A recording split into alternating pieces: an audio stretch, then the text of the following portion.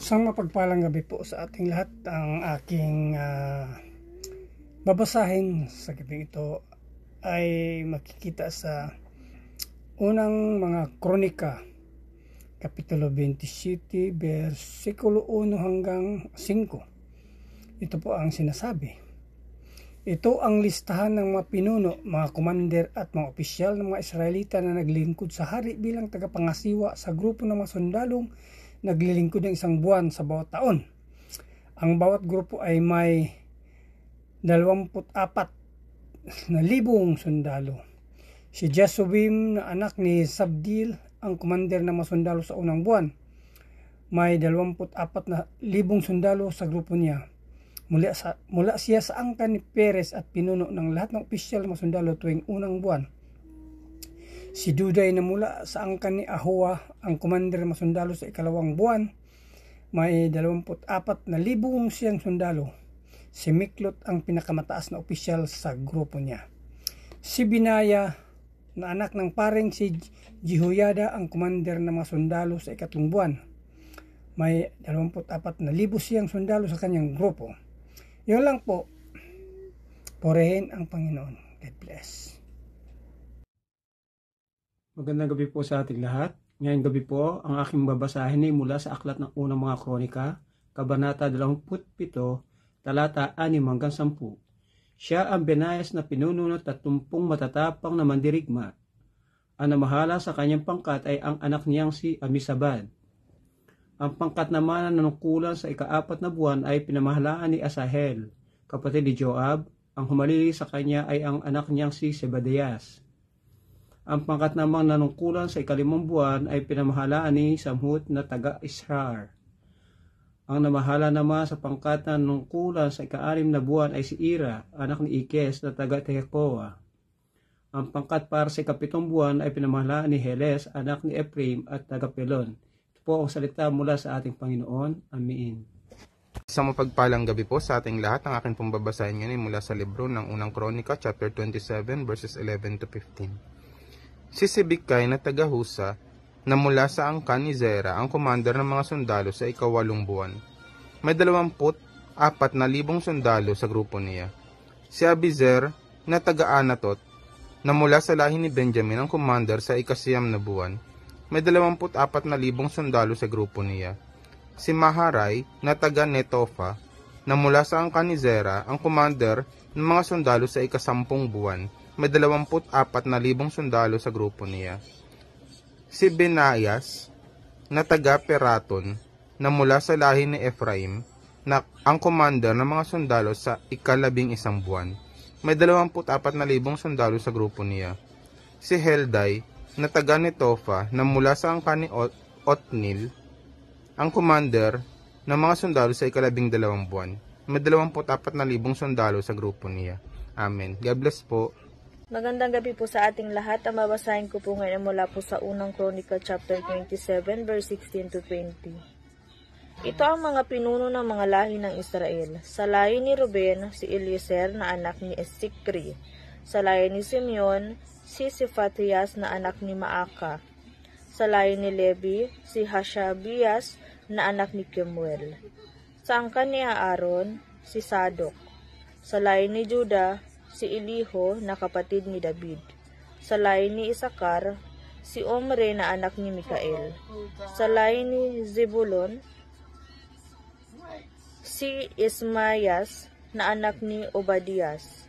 Sa lahi ni Neftali, si Jeremot na anak ni Azriel.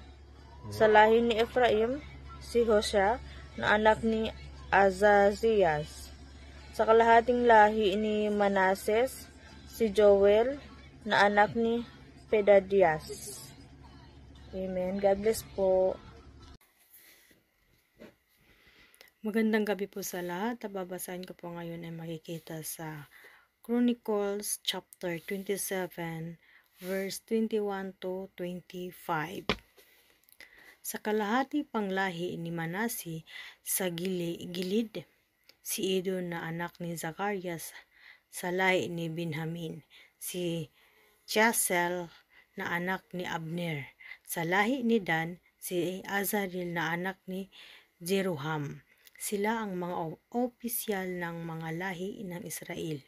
Nang sininsus ni David ang mga tao, hindi niya isinama ang mga tao na wala pa sa edad na 20. Dahil nangako ang Panginoon na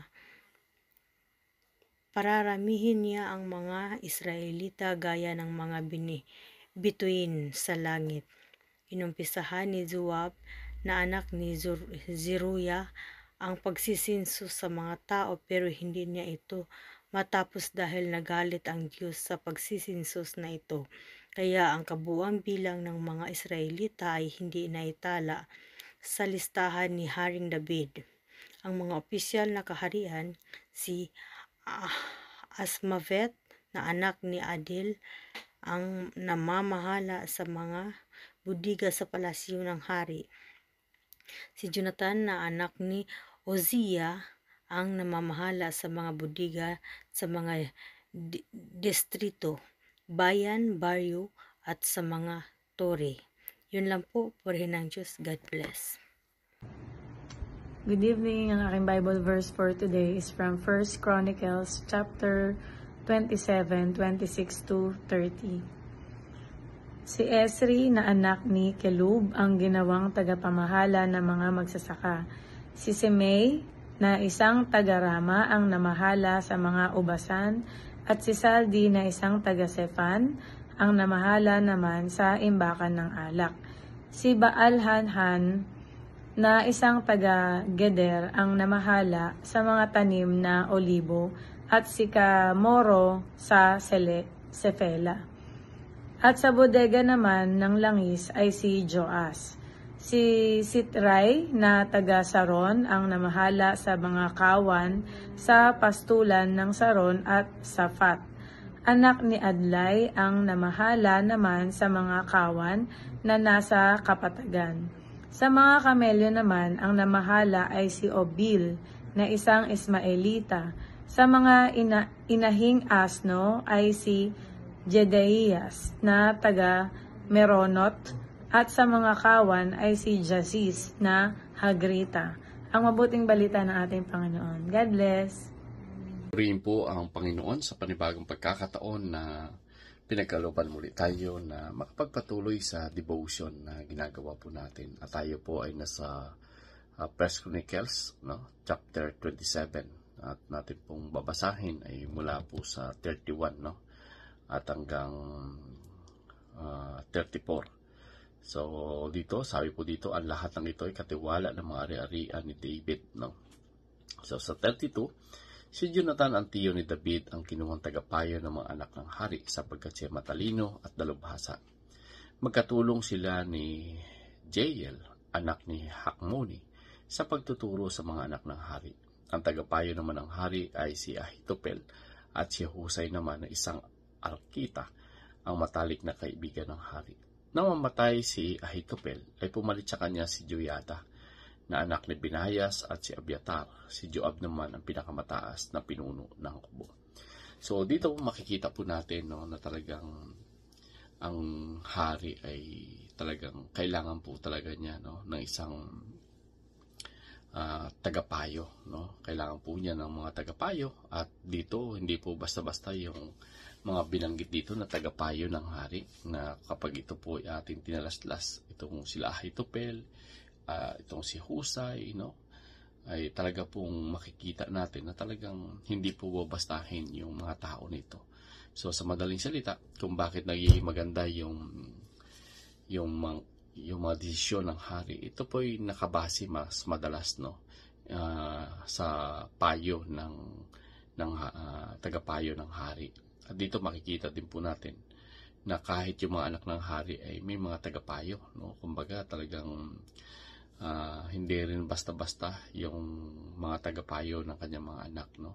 Yung kanyang mga kinuha na magtuturo sa kanyang mga anak. So dito po natin makikita na talagang nagiging, kumbaga yung pagiging hari ni David ay talagang nakikinabang talaga ng gusto yung kanyang mga anak, na kumbaga kung ano yung ginagawa ng hari Dahil nakita ni David, ito yung nagiging kung bakit maganda yung takbo ng buhay niya, kung bakit siya nakakapag-desisyon ng maganda.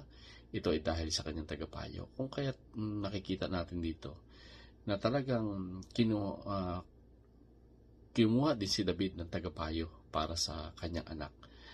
Dito makikita natin nung namatay si Ahitopel, ay pumalit kagad sa kanya si Joiada na anak ni Binayas at si Abiathar. So dito makikita po natin yung level ng tagapayo ni David ay nung namatay yung isa, talagang maipinalit ang Panginoon na mas malupit, mas magaling. So dito po natin makikita na may mga dahilan yung Panginoon bakit namatay yung isa niyang tagapayo. Kasi ang Lord ang may control sa lahat ng sitwasyon. So ibig sabihin, mas mainam siguro ng tagapayo sila Joiada, At dito natin makikita na talagang ang hari na pagiging magaling na hari ni Haring David ay dahil po ito sa may mahusay din po siyang tagapayo. At dito makita rin natin ay kinuha si Joab yung pinakamataas na pinuno ng hukbo ng hari.